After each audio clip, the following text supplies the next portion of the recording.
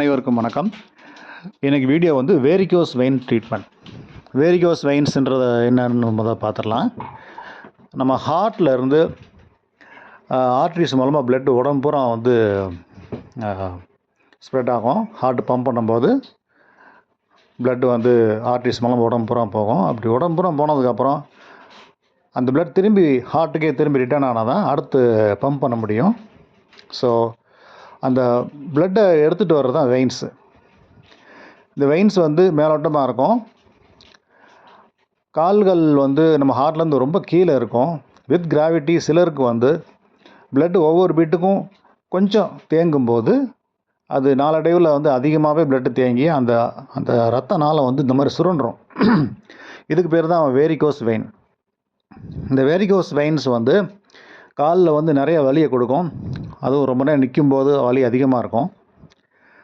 இந்த பேஷண்ட்ஸுக்கு ட்ரீட்மெண்ட் இருக்குது. நம்ம ட்ரீட்மெண்ட் மூலமாக வந்து நல்லா வலியை குறைச்சிடலாம். ஆனால் முழுமையாக குணப்படுத்த முடியாது. நல்லா அந்த வேரிகோஸ் வெயினோட அளவை குறைக்க முடியும். ஆனால் மொத்தமாக வந்து குணப்படுத்த முடியாது.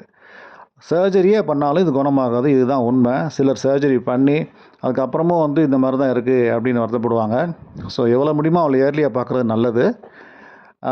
ட்ரீட்மெண்ட் மூலமாக வந்து அந்த வேரிகோஸ் வெயினோட அளவை குறைக்கலாம்.